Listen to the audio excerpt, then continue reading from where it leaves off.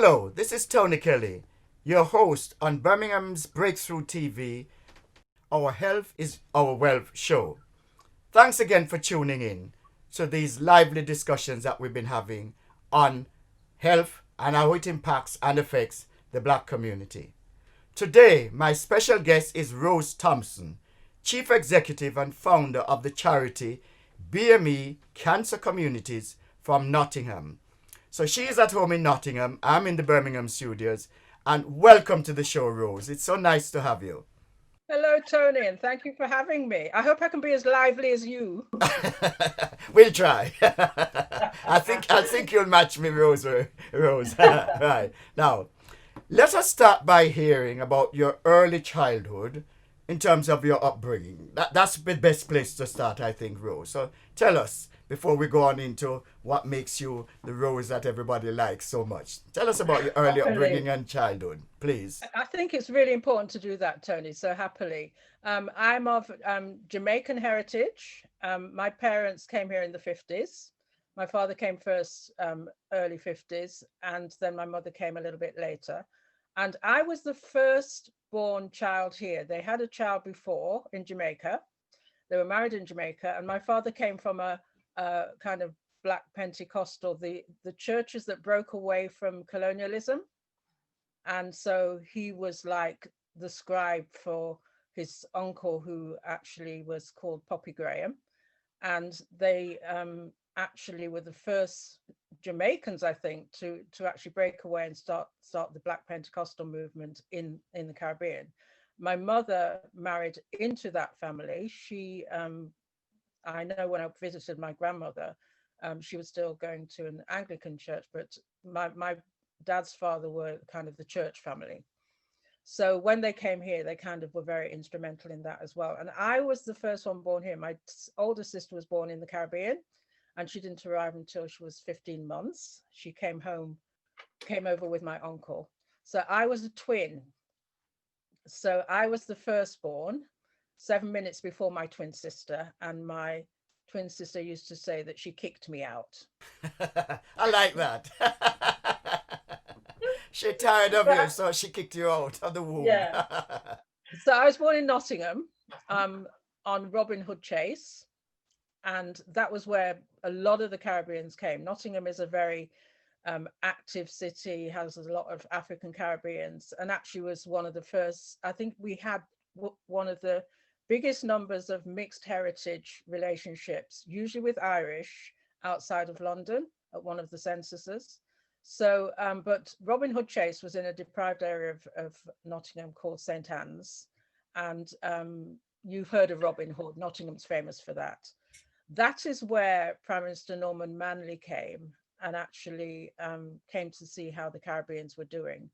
So when he came, I apparently was only about 3 then, and he came to pick me up. But in the end, ended up picking up my twin sister because I never spoke to anybody. I can chat now, But but you I were didn't shy. chat in I Shy in didn't the chat day. in those I days. wouldn't have believed that for a moment, Rose.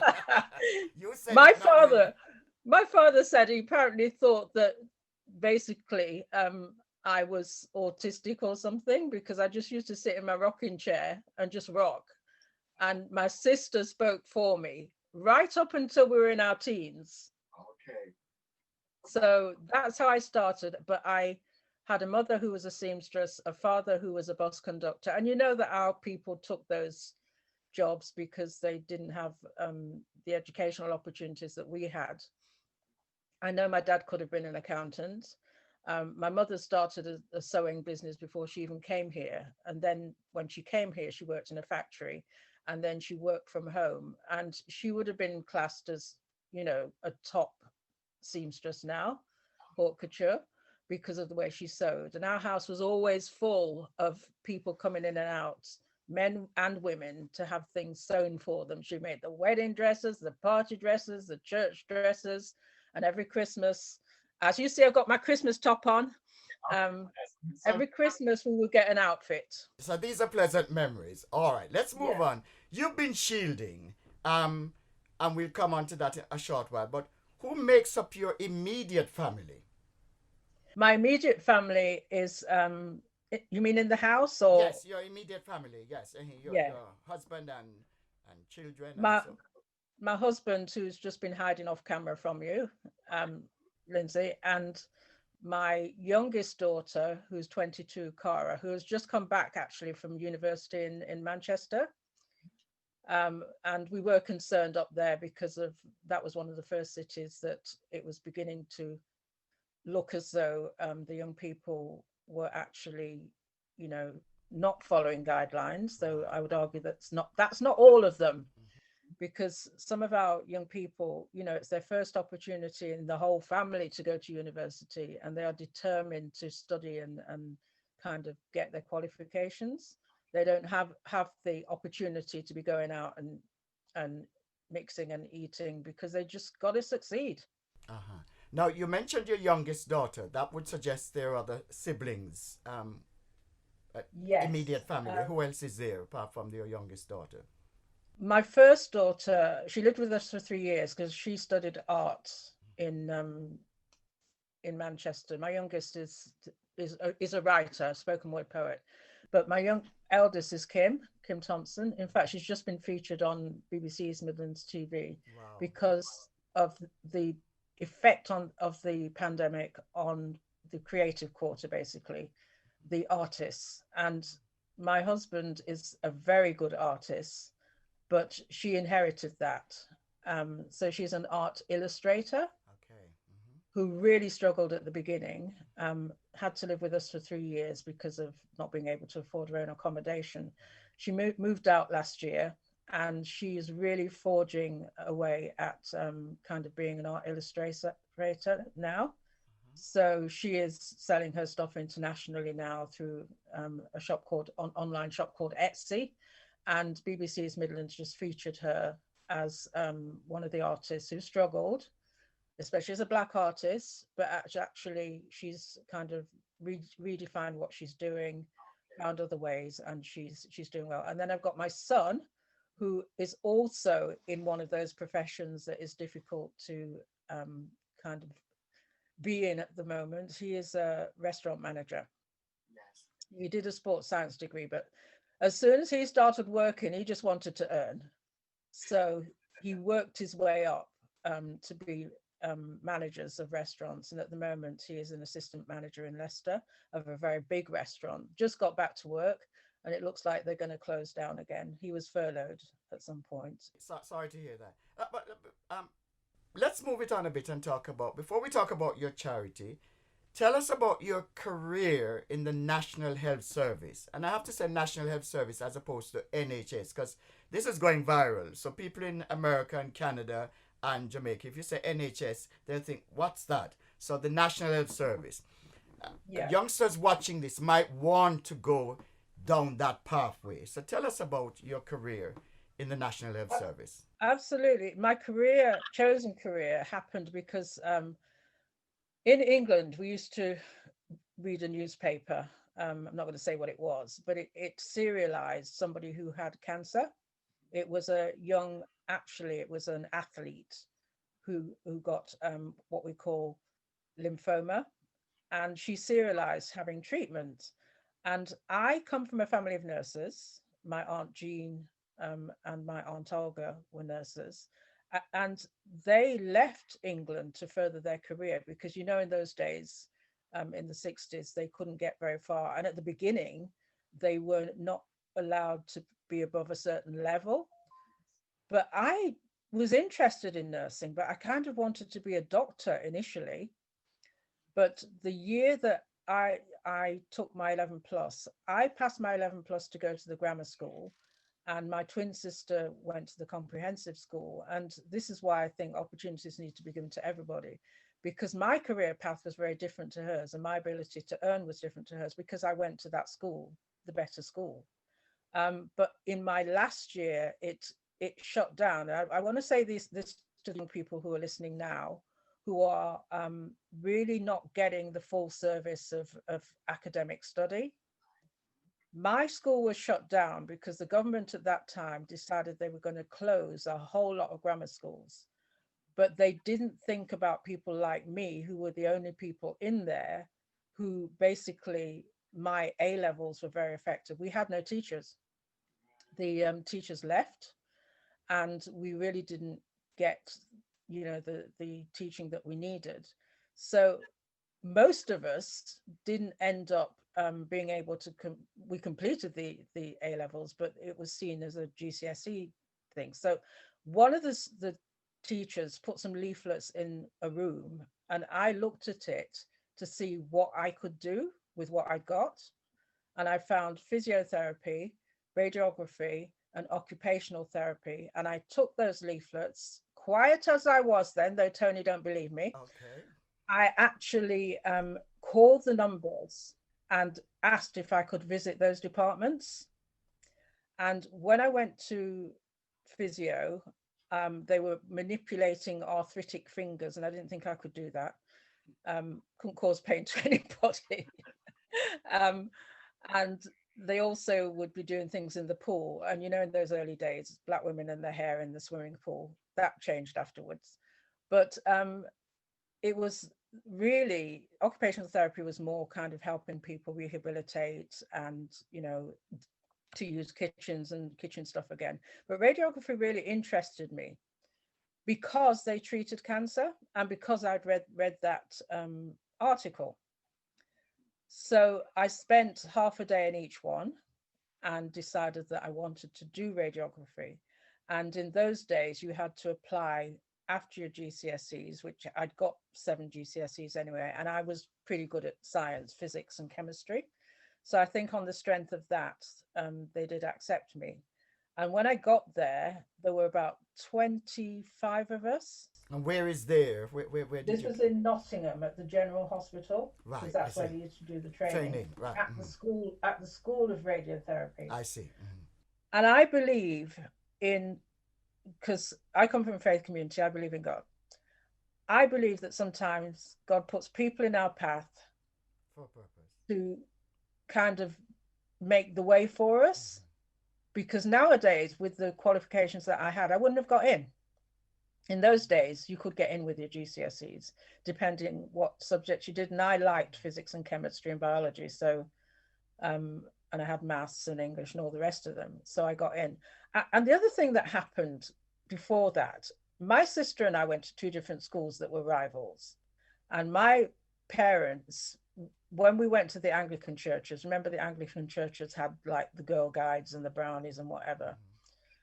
They got us to join up. I can't say that I was really keen, but we were in Girl Guides, and my twin sister called me a snob because I was going to the grammar school and chased me. So I fell and cut my knee badly, and that put me off school for several months, really. And so I wanted to do German as a language, but the teachers chose for me Latin. And anybody who knows medicine, Latin is very useful for medicine. And when I went to the School of Radiotherapy, I did not know that there were 2 principal tutors. There was one who was the head of the school, principal of the school. The deputy principal had years before gone to Jamaica, recruited some Jamaican women to come and train here to do radiotherapy before my time, and then gone back and set up the Kingston radiotherapy department. Her name was Miss Harper. She married later and she's no longer alive. But that woman was put there for me because my mother had breast cancer when I was at the end of my training. I didn't even know. And in the last couple of months, I was caring for her. And by then she was very advanced. And I was so quiet, Tony, that I didn't even tell my colleagues or my principal that there was a problem. Right. You've actually, by talking about your mother and her breast cancer, because that was the next question, share with the listeners and viewers how you've seen cancer impact your family over time. So carry on with the story, please, Rose. Yeah. I just wanted to say to people, even if you don't think you can get into somewhere, try it anyway, because they should take a quota of BME, Black and Minority Ethnic, not that I like the term, I call it BME people. So write to them anyway. I have people who who I knew, who are friends now, who were given an opportunity, um, and they didn't have the qualifications, but actually because they were given an opportunity, they have PhDs now. So don't let anything set you back. There was only four therapy radiographers, and all the rest were diagnostic, and I was one of the four. So just remind me if that's that other question, Tony. It was about the cancer and the impact on it within your family. You mentioned your mother, um, Yes, and you yeah. didn't even know she had breast cancer. Any other family members before we move on to the next question? Well, to begin with, you and I know that Black people in this country, in the UK, and possibly originally in the US, we were a younger age group. So we were seeing more cancer in the white community. And certainly when I was growing up, I didn't know anybody who had cancer. Mm. I think I heard about one um, person who was a twin who had what we call the blood cancers, leukemia. But apart from that, I'd never known anybody who had cancer. And a lot of Black people didn't even think that we got it. But that's because cancer, so most cancers, 65, 70%, affect people above the age of 65, maybe even higher than that now, because that's an old statistic. But I heard a lot of people say, that they didn't believe that we had cancer. My mother was diagnosed, well, she probably had it before 1976, but that was when I became aware of it, when my godmother told me. And my mother and I were very close. How old was But your mother then? my mother was 47, and that's when she died. She actually died within 6 months of me discovering that she had it. By then, it had gone to both breasts. My father and her, that's the only time they really kind of didn't agree on things when, because my father was, he had heart disease later on, and he lived from 51 to 84, and he lived till he was 84. And he was very, he would use conventional services, and he was keen that my mother did as well. But when I think back in those days, um, the treatments were pretty harsh. You didn't have the anti-sickness and whatever. Our people have always used traditional treatments as well, plus prayer. And we have seen people who have prayed recover. So my mother said she was praying for divine healing, but at the same time, she would have been, because my great grandmother, actually, my uncle told me, was one of the midwives in Clarendon. They used to call her Nana, and her sister was Yaya, which is coming from the African community. That's a respected person, basically. But my uncle, again, who is very, into us using conventional treatment, said that when Nana and her friend were the midwives in Chapelton, they didn't have the high death rates, and they are both Muslim babies, because between them, they used herbs, they used, cleanliness. That thing when a mother had a baby and then they'd seal up all the holes in the building and just look after her until she was ready. And you also had, if women couldn't um, nurse their babies, that other women might do it for them. So there was a real community, and actually I come from that, so I respect both the conventional and the traditional, because I'm a champion of, we haven't even got the research in this country and in other Western countries on kind of some of the traditional things and how we react to certain drugs and stuff like that, and we need to start doing it. So that's the background I come from. I wanted to be a doctor. I couldn't do that, but the cancer thing, it was such a shock in our family because we didn't know she had it. But afterwards, I thought, and I was the oldest at home, and my father had to work, and my mother used to supplement his wages by sewing. So when he was away, he moved out of the bedroom and I moved in. And with all that was happening, and my mother was still able to talk, and she was always cheerful. Like if somebody came, she used to say, "Come if you're pretty," and and and So Jamaican. she was she was still joking through it all, and able to help others, and you know opened our home to everybody, because that is how it had been. But she she did experience some things that I knew kind of needed to be addressed. Though on one occasion she got severe back pain because breast cancer can go to the back. If in fact it can go to other areas. I'm just doing some sessions on secondary breast cancer when it spreads to other areas. But I knew it was the cancer gone to her back, and it was the night before the one of the first youth conventions in our church. Because my family hail from one of the oldest churches and one of the biggest churches that is really linked to the New Testament church as well, the Church of God of Prophecy. They call it Kogot. Um, and there were just three of us in the house because the others had gone on to Leeds where the convention was. And I wanted really to get my mother help conventionally, but she didn't want it. And it took an hour to get her up the stairs. My other sisters did that. She wanted to go in the bath, see if it would ease. I knew it had gone to her spine because I've had that myself, because we've not shared that I also have been affected.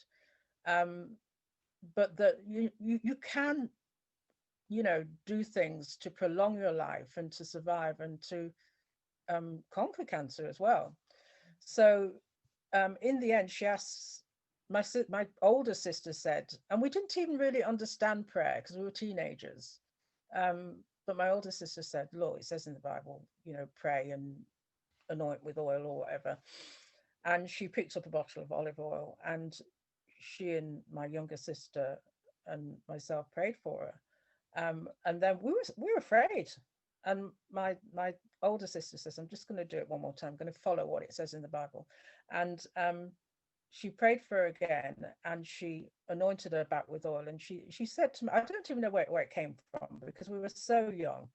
She said to my mother, Mom, rise in faith, believing. Now, my mother, who couldn't climb those stairs, was able to get up and run up and down the stairs and go to convention next day, and that back pain never came back. The power of prayer does work. Yeah. Let's move on a bit and talk about, I'm going to come back to two questions, but you mentioned within that, if listeners were keening in properly, about your battle with cancer. Tell us a bit about that, and you're setting up this charity, Sisters Against Cancer. Let's just cover that Yeah. bit as Yeah. well, those two aspects. Sisters Against Cancer really came out of my own experience with breast cancer, my twin sister's experience, because my mother died at the age of 47 in 1976, which was a real lesson to me, and it really shook my faith. To be honest, I stopped going to church. But then my twin sister was diagnosed at the age of 34. And we were born in 56, so you can work out when that was. But it was an early stage cancer, and actually she had treatment and was fine for 5 or so years. And this is why I'm raising awareness about when cancer returns, because again, it came back in her back. And in radiotherapy by then, I was used to treating people who had kind of been diagnosed with secondary cancer late, because the GPs didn't realize that back pain can be a secondary of both prostate cancer and breast cancer, lots of cancers actually. If it gets into the spine, but it is treatable. So I was diagnosed, and my younger sister was diagnosed at 42, and my twin sister's secondary cancer was missed by the GP. In the end, I had to intervene because he sent her to a chiropractor and then was sending her to a physiotherapist, which made matters worse. And by the time we found it, it had gone to other places as well, to her liver and lots of bones. But she trialed one of the early drugs that is successful with breast cancer now. And I just want to say, I have no problem with people wanting to try something different. But when you have a very advanced cancer, I was listening to the Jamaica Diaspora UK session on prostate cancer about healthy eating. And I agree with what the doctor said. Healthy eating needs to start before you've got advanced cancer. It needs to be a way of life, really. And it's a good thing to change your diet, particularly, if you've got an unhealthy diet or you lack exercise, whatever, when you get cancer. But for me, when I was diagnosed, it was unexpected. So, because I had been going for annual mammograms, x-rays of the breast, because I have a strong family history of breast cancer, because both my twin sister and my younger sister were missed. Um, my twin sister lived for about 11 and a half years. My younger sister recurred after 13 years. And actually, she should have been advised to change the breast implant that she had. And because I'm a radiotherapy, I know that if you treat the area, then it's unlikely to come back in the same place. It's less likely. And she hadn't had treatment to the area, and she recurred in the same breast, but it wasn't really picked up as soon as it should have been. And we lost her 2 years ago. But the one thing I'm positive about is that my mum was 6 months, my twin sister was 11 years, my other sister was 14 years. But with me, it was very different. I thought, if anything was going to happen, it would be picked up early and I would be, treated at an early stage. But where the tumor came with me was in a position that the mammogram, it was just outside of it, between, just on the edge of the breast, between the chest wall muscles. So it was missed, and I didn't know I had a problem until I felt the pain down my breast. And by then it was already in 7 of my underarm glands, which isn't good news. um when you're a cancer expert like me. And to be honest, Tony, I'm going to be honest about it, I quarrel with God. I Right. said, I'm a cancer expert, Yeah, and here I you am have every right in to this do that. Yes. situation. Mm-hmm. Yeah. Mm-hmm. um and again, faith is, and having people around you who encourage you is a really good thing. But it meant that I chose to go into treatment straight away. Within about 2 weeks, I was having chemotherapy, because it treats all around the body, whereas radiotherapy is specific to one area. And I went through that whole 6 months of chemotherapy and then surgery. I didn't have a double mastectomy, that was the plan. But I developed a suspected blood clot, so they weren't happy about doing a long operation. So I just had one side done, and I don't regret that. Um, and then I had radiotherapy. And along that whole journey, I was meeting women, particularly the Black women, having some different experiences that white women weren't having, um, and sharing with them. And so I could see that the Black women didn't have as good a service, say, for hair loss, and even some of their reactions to the drugs was different. So I was calling my friend Charmaine, who we did the JDUK breast cancer awareness session with, Jamaica Diaspora UK. It's still online if you want to watch it. Charmaine and I have been friends for a long time because I couldn't get a job in Nottingham when I qualified. So my first job was in London at Westminster Hospital. Um, and Charmaine and I met when I went back to work in London, because I headed up national work at a charity started by a Chinese woman called Cancer Backup. I headed up the Black and minority work, ethnic information and support work, and developed a lot of the information that is used now um, in some of the cancer charities. So Charmaine and I met then, and she was a breast care nurse. I'd never met another Black breast care nurse before. And she was also connected with the Nurses Association of Jamaica. She's now the president of the Nurses Association of Jamaica. So I called her, and at the time I'd got some little white spots on my scalp. And I was talking to the white woman about this, and they said, oh, 1 or 2, but this wasn't 1 or 2. But I knew what to do with it. So I just got some antiseptic, antifungal shampoo and washed it and dealt with them. But then I found some of the women had had it, and it had become very infected. And even one of my in-laws' cousins in America, she'd had problems. They had problems with the nails and all sorts of things that weren't dealt with. So we started to talk. Some of them had got swelling in their arms and hands, which I developed after a year, which I'm working on now.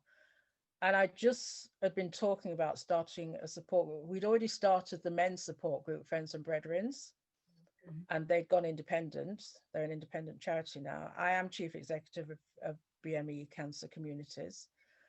So we were doing events and things as well. And in the end, um, there were three of us that decided to start it. Myself, Paula Edwards, who had kidney cancer and had been given 18 months to live and is still alive 8 years on.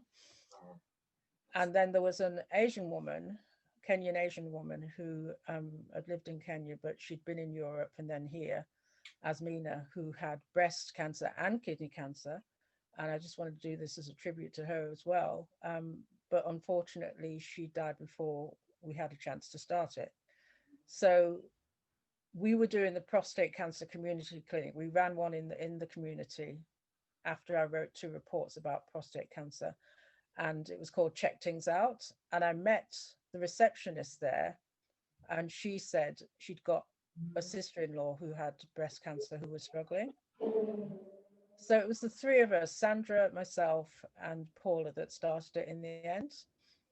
And it's called Sisters Against Cancer. It is a support group for Black and ethnic women.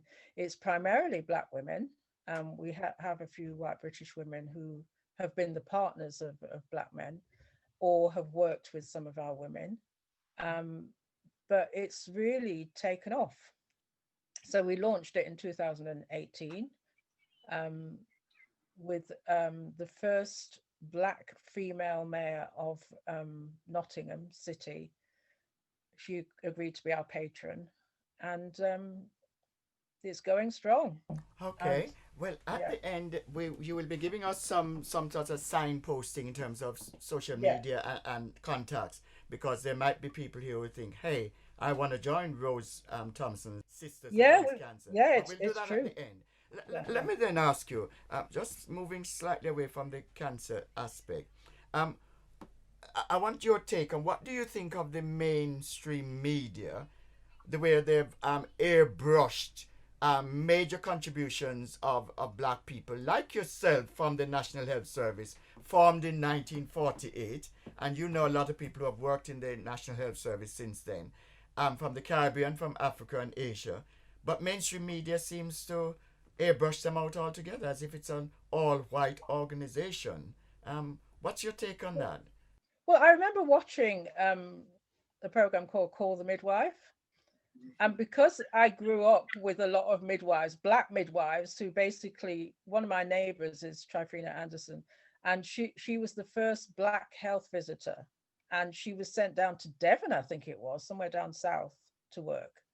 And, they experienced a lot of racism. I also contributed to a book that was funded by the Department of Health that was called the Caribbean, I think it was the Caribbean contribution to the NHS. And the people who were doing the interviews were interviewing people who worked in the 60s. So they couldn't interview me because I didn't qualify until 76. So I just put some of the nurses that I knew, mainly who had worked in midwifery, forward. And it was a warts and all book. It talked about some of the challenges they had, but they really couldn't interview many Caribbean doctors or physios or OTs because there were so few. So when I saw Call the Midwife and didn't see a Black nurse in it, I thought, you know what? These people built the NHS. They cleaned the NHS. If they weren't nurses, they were kind of my uncle. Um, I just want to give tribute to him as well. My uncle B, he came and he basically, this is why I say you've got to try. He wanted to work. He saw a job for a porter in the hospital because apparently the guy had been doing it. So he'd been called off to do something else. And so he went and was told that they don't have Black porters. But because they couldn't, they needed someone immediately, he got it. And that was his job all his life. So I think, it's not just, we see, one of the things I'd like to see, Tony, is, the nurses have done brilliantly in kind of charting their history, talking about their history. But there are people like me who are hidden figures. And I don't think I really fully realized how bad it was until that book was done. And it wasn't just, how marvelous it is to be a qualified nurse. It was, we had challenges. right now at the city hospital where I worked, Trifina told me that because she worked with my aunt Jean and my aunt Olga, and both went. One went to Canada, Montreal, learned to speak French, and then moved to Florida. My other aunt went to New York, became very senior nurse, and then moved to North Florida.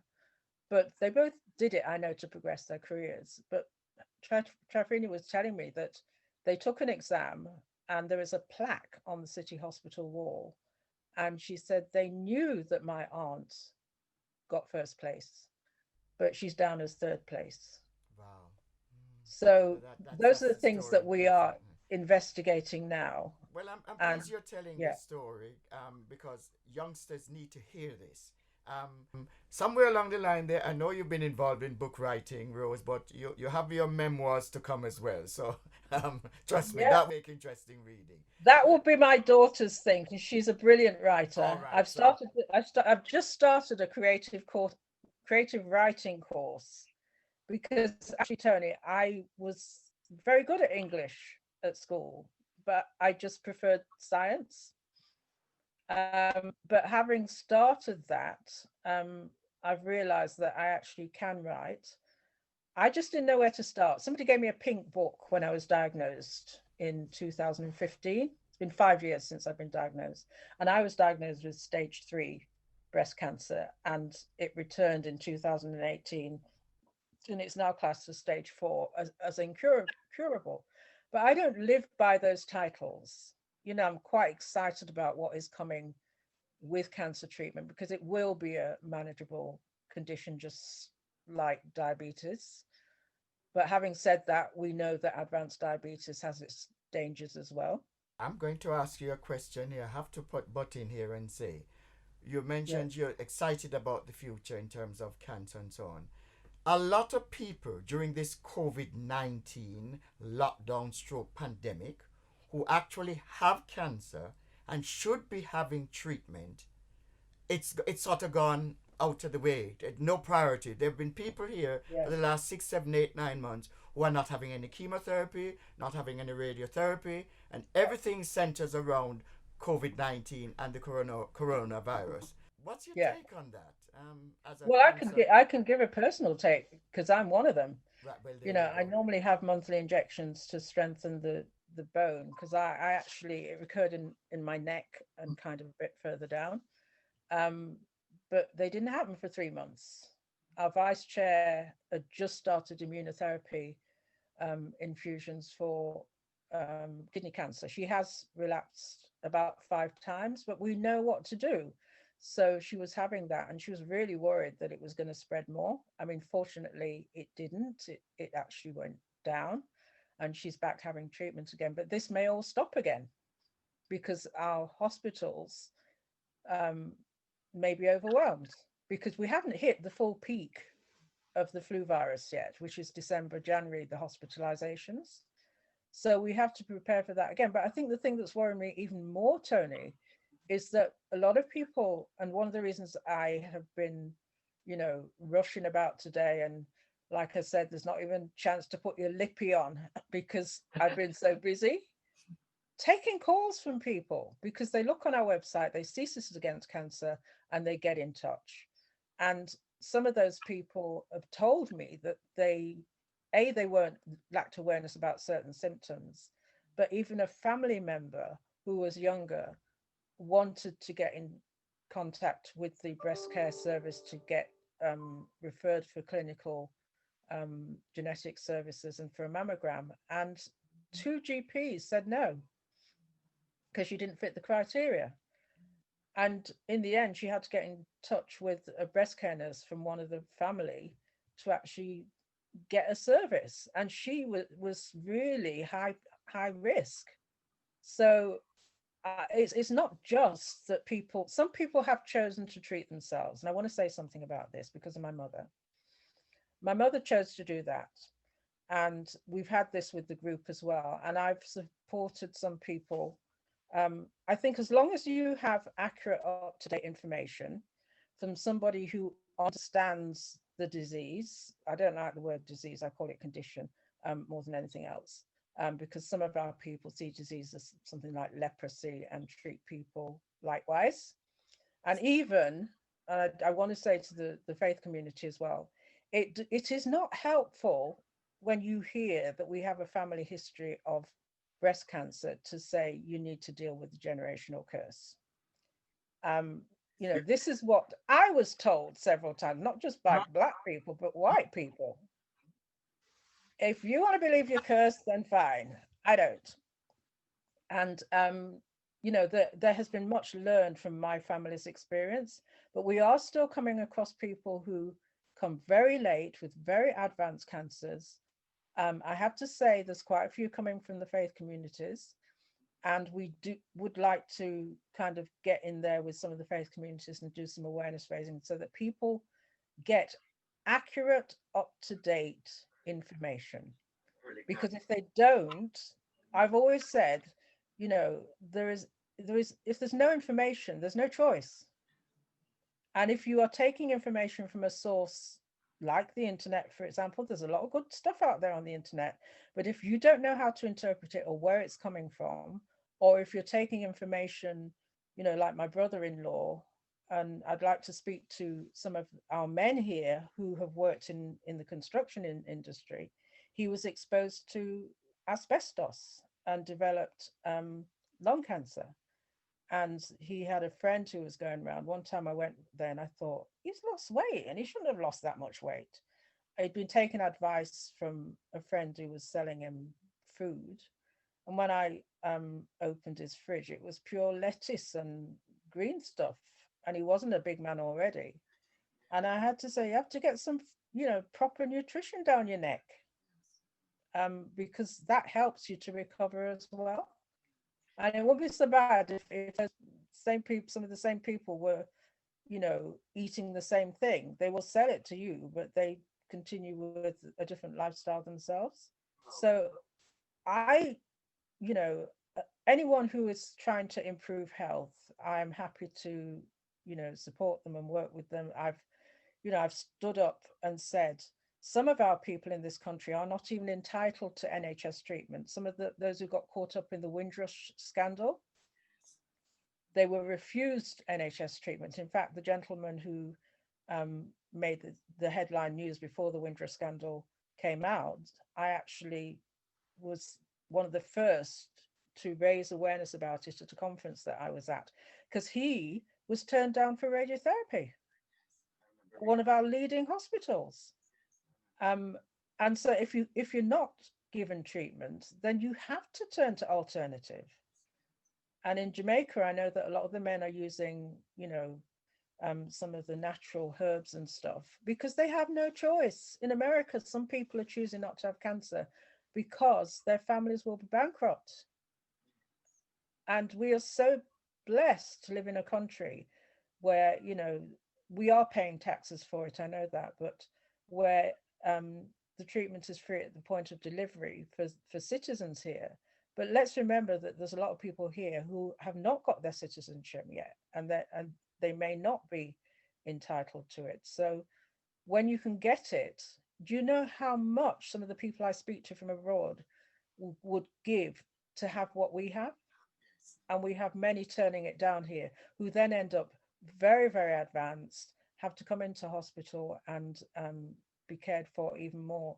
And I'm going to be blunt, there are premature deaths because of lack of understanding, lack of cancer awareness, and taking advice from people who are not trained in it.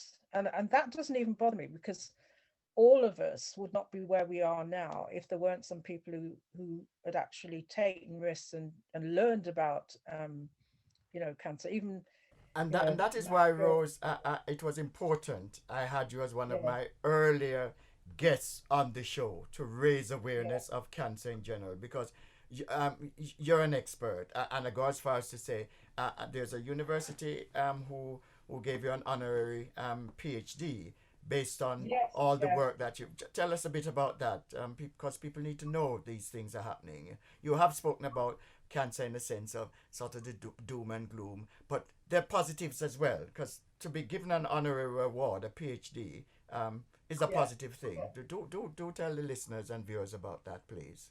How that Yeah, came about. absolutely. I never took awards actually, Tony, initially, because particularly when I was working in London, I used to see organizations and people getting awards. And, sometimes you'd say, really? Um, but, it's non-judgmental, but I think particularly if you're taking an award for the Black and ethnic community and the people who have done the work are the Black and ethnic community, then they should get the award. So I was never really into awards. I was happier to be in the background. But I got this award around the time. Have you seen the film Hidden Figures Yes. about the NASA The NASA and Black space women? program. Mhm. I think most of our community have seen it now. I think that film changed my perspective on everything.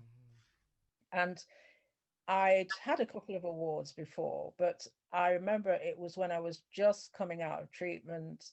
I hadn't been on my emails for a while, and I went on them and I saw this message, and I nearly deleted it because I thought it was a hoax. It came from the dean of Nottingham Trent University's secretary, and she said I'd been nominated for an award and not to tell anyone because it was going to be in the media in June. So it's a good thing I didn't delete it. It was actually bona fide. But actually, I didn't really look at it again until much later on. And some of the stuff that she'd sent to me, I'd not really read it because I was ill, to be honest. Um, but I remember getting that award. It was in 2017. It's on the Nottingham Trent University website now. And I didn't really, because I'm gonna be honest. My sister had a graduation ceremony as a nurse, and it was so long and boring that I didn't really follow graduation ceremonies, and nobody in our family had really graduated at a university before. So I didn't really look at it. And my eldest two didn't go to their graduation ceremonies, so they were too skinny to go, whatever. So I didn't look at it until later, and I was not really. Somebody called me and said they'd seen my name in the Nottingham Post um, to say that I was going to get one, and congratulations. So I thought I better check what's happening, and I went to the ceremony, and it was far bigger than anything that I thought it would be. I remember they said we could have three guests. So I took my two daughters and my husband. In actual fact, I should have asked if I could take my son as well, but he did sneak into it in the end. Bless him. And you had to go to this robing ceremony first and have photos taken and be videoed and whatever. And then they said, can you sit down at the table? Because we want you to sign the honorary doctorate book before we put your photo in there. So I did that to have a photo taken, and I just flipped over to the page before me, and it was Lenny Henry. No, you're in good company. Yeah, yeah. I remember thinking, From Dudley. this thing is a bit bigger than you've actually anticipated. Yes. And then it was time to go over to the graduation hall, which was the Royal Concert Hall in Nottingham. It's a big place. But in my head, because I'd read that there were about 12 honorary doctorates, and even when I went to the Chancellor's dinner the night before, I thought they'd just given us tickets because they got spare ones. I didn't realize till I got there that it was actually in honor of those who got doctorates. And I was sat on the top table with one or two others. So I thought all those people were going to be saying something for about 3 minutes. So then I had a guide to kind of walk me across the concert hall. So I said, so how many of the other honorary doctorates are going to be here today? And she said, just you. Oh my gosh. Wow. I had to grab a piece of paper. She said, and you'll need to give a speech. It's a good thing I've got the gift of the gab now because I would have just stood there like a deer in the headlights, gobsmacked basically. But because I can blag it, I blagged it on the day. That's a lovely story to hear. Let me Yeah. move on a bit then and ask you. You lead such a busy life because I've seen your sort of bio and all the things you do. Um, Me time. How do you relax? You mentioned your husband. You mentioned your children. Me time, relaxation, hobbies, pastimes.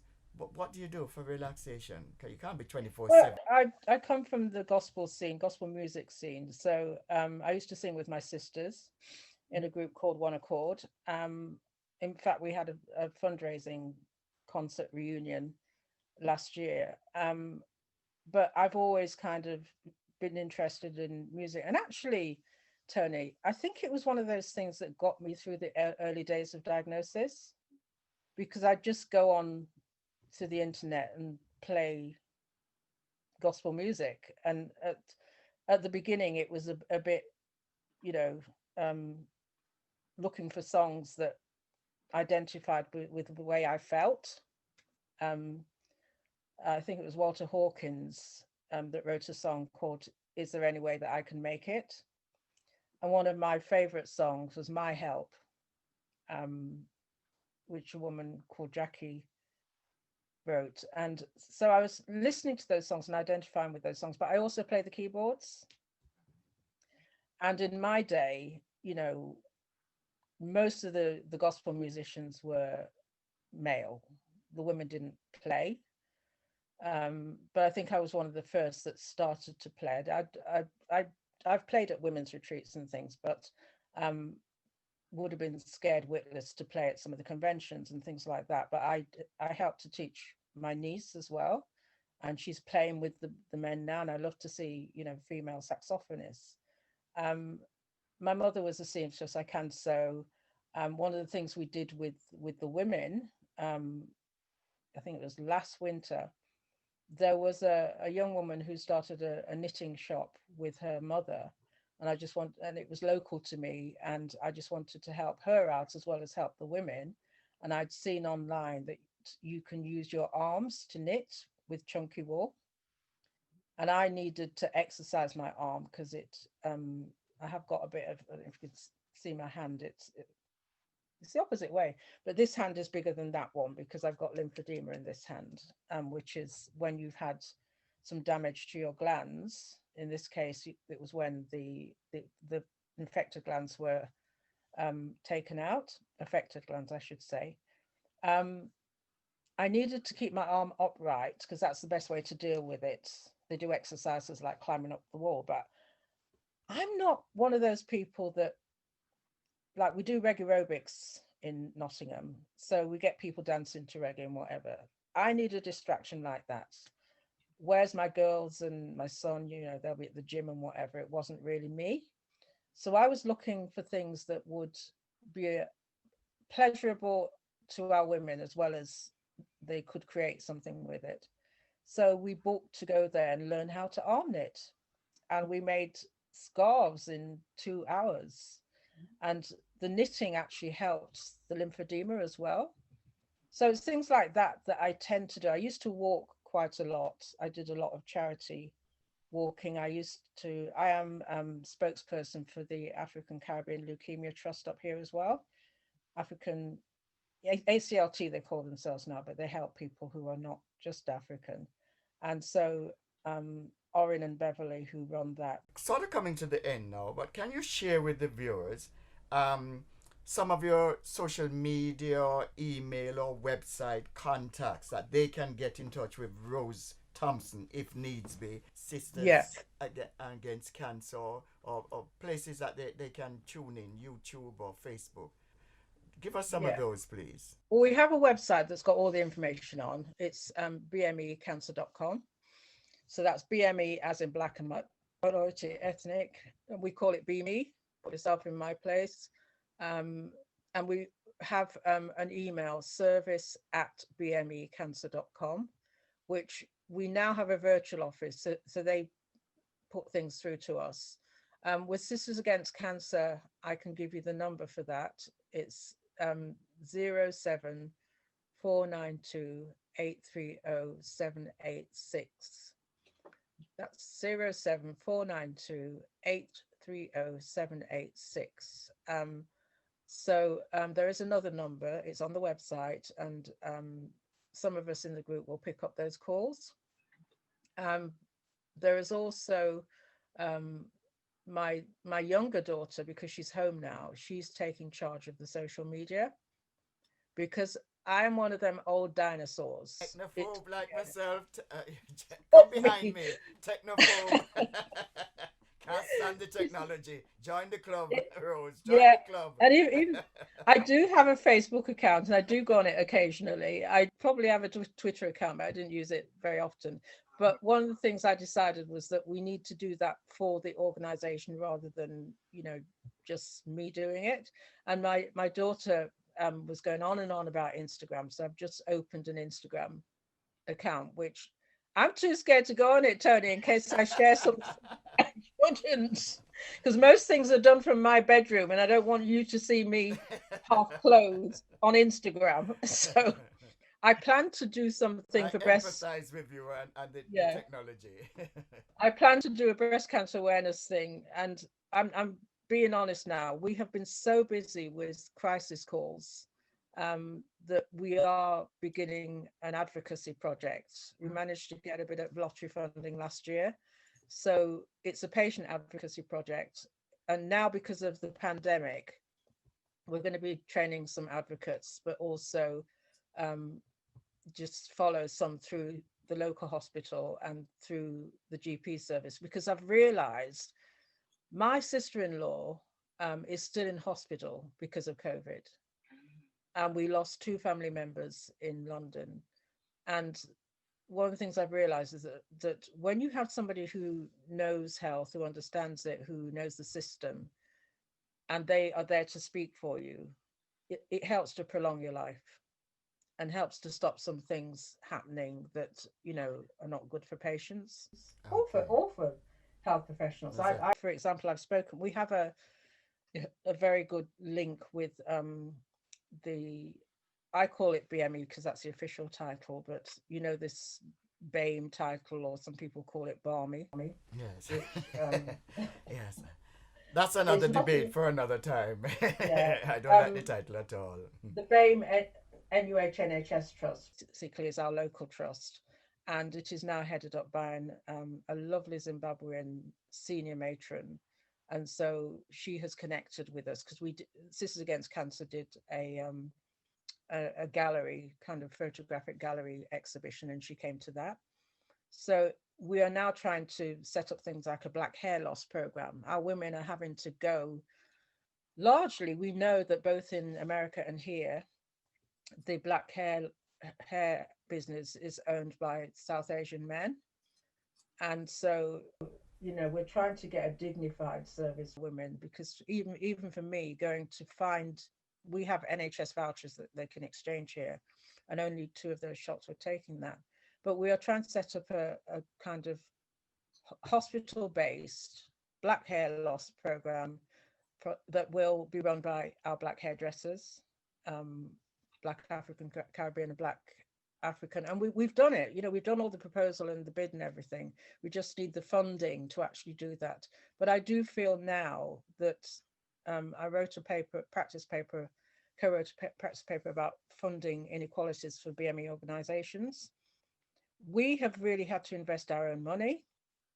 My family have had to go without to do this. And now what I really want to say to those who are listening, we need to use the Black pounds to support those things that Here, here. are making an effective difference to your community. Here, here. I've had people tell me they're not giving because they don't know who we are, and they're going to give to something else because it's basically got a higher profile.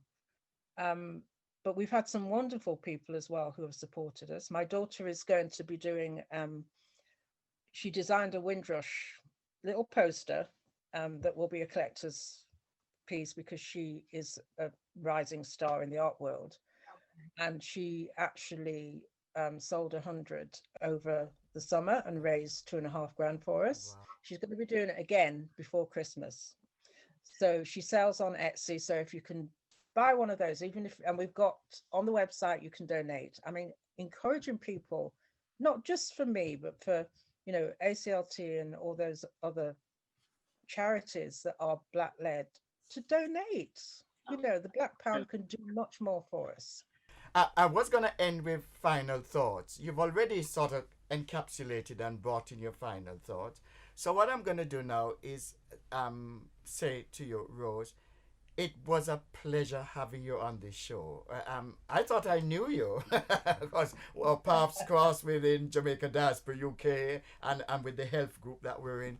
But there's so many strings to your bow. A woman of many parts, many talents. And long may you continue, Rose, doing what you're doing for, in particular, Black women. I like your stance. I like what you've done.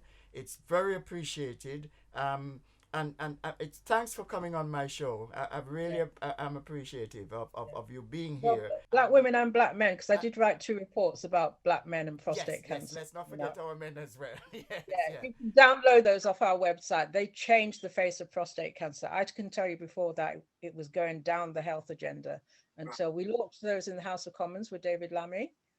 But I spent 26 years in the NHS, and I came out to work in the community because I could see what was happening in the community. Yes. Go down. And I did plan to write, and I am still planning to write a report about Black women and breast cancer.